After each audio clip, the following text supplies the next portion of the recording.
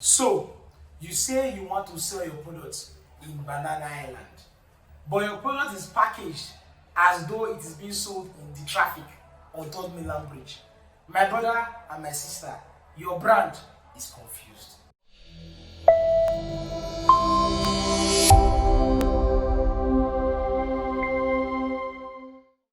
And here's why. Branding comes with a brand message, which is I want my product to be perceived this way. I want to be perceived as quality. I want to be perceived as exclusive. I want to be perceived as different. Depends on your perception, the list is endless. The perception has to do with what you want the customer to perceive you as. That is what branding is all about. That is what the brand message is all about. Now, when you have a brand, you now have what we call the brand's identity. It is part of the brand. A lot of people mistake the brand identity with the brand. So you ask people, what is brand? They'll say logo. No, brand identity is the physical representation of the brand message. For instance, now, you say you want to be selling luxurious bottled water. That is the brand message, luxury bottled water. But the brand identity will not be the kind of container you are using, the logo of the company, the way it is packaged, the way it's distributed. Maybe it cannot even be bought in retail stores. You must buy it in certain hotels or certain clubs.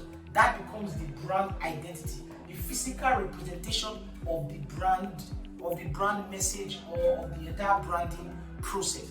Now, brand awareness is when customers cannot recognize that product. So when they see, they say, oh yes, this is a luxury bottled water. This is a luxury table water. So they are aware of the brand message through the brand identity. Because now you now have a visual representation, you now have visual characteristics that represent the brand message that your product is going for. So you that say you want to target those in Banana Island, if it is a bottled water you want to target at those in Banana Island, then that bottled water should have the necessary amount of minerals, zinc stated on the bottle. The packaging should be really nice. The kind of bottle you should use should be the type that can just be picked up along the road. The way it's covered should be different because you are targeting a certain kind of people, and their awareness of your product should match the brand identity and the brand message you are trying to sell. Now, brand equity. Brand equity is the positive perception people have about your product that make them want to pay a higher price for your product than any other of your competitors. So for instance, now you are selling luxury bottled water.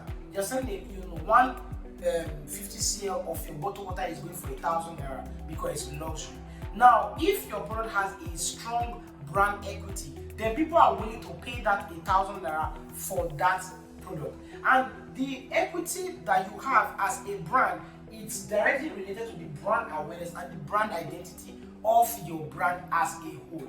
You get my point. And also, brand equity, beyond just translating to customers willing to pay a higher price for your product, it also extends to other product lines. For instance, now Coca-Cola, it has a very, very strong brand when it comes to soft drinks. So if Coca-Cola opens a new product line and it's a product of Coca-Cola, automatically that positive brand equity that Coca-Cola has will be transferred to that product. So that is even the reason why branding is very, very, very, very important, because this is the relationship between branding and sales. You get my point? If you do not have brand equity, your brand equity is non-existent. If your brand identity is saying luxury, your brand message is saying luxury, customers will not still buy it at that price that you want. They will be negotiating with you. For instance, now the brand equity of a Rolex watch is very high. That is why somebody is willing to spend $10,000, $20,000, $40,000, $50,000, $100,000 to buy a Rolex watch because it has a very strong brand equity. But however, if you bring another watch that looks exactly like the Rolex, but it doesn't have Rolex there, you cannot charge that same amount because it doesn't have the same brand equity that Rolex has. In short, the Rolex brand equity is so strong that even fake Rolexes are going for more than $2,000. Whereas an original wristwatch, buy a generic brand that looks exactly like the Rolex, the people might say, $500 just for a wristwatch. To say no.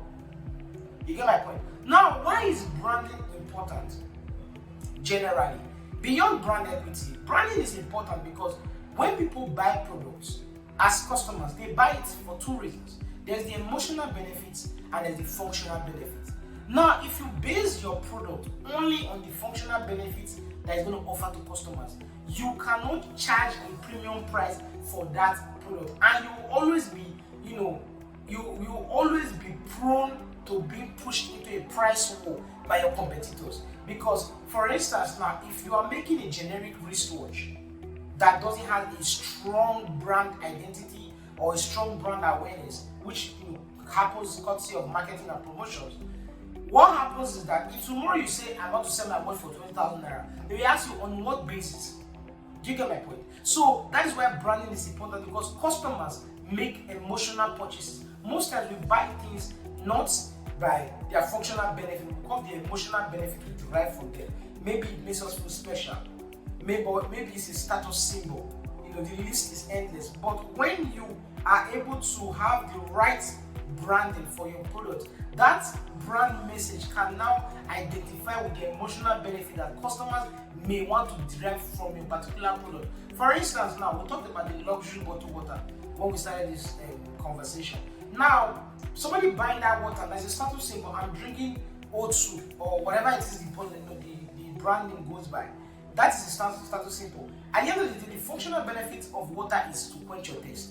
So if you base your brand, if you don't have a brand name, you don't have a brand identity, and you just base your product on, it is good, then yes, no wahala. But people are not driven by functional benefits alone. If not, nobody will buy a Rolex, nobody will buy a Ferrari, nobody will buy a Bugatti, because at the end of the day, the purpose of a vehicle is to take it from point A to point B. And where a Bugatti can take you to, a Volkswagen can take you to at the same time, as long as there's road there.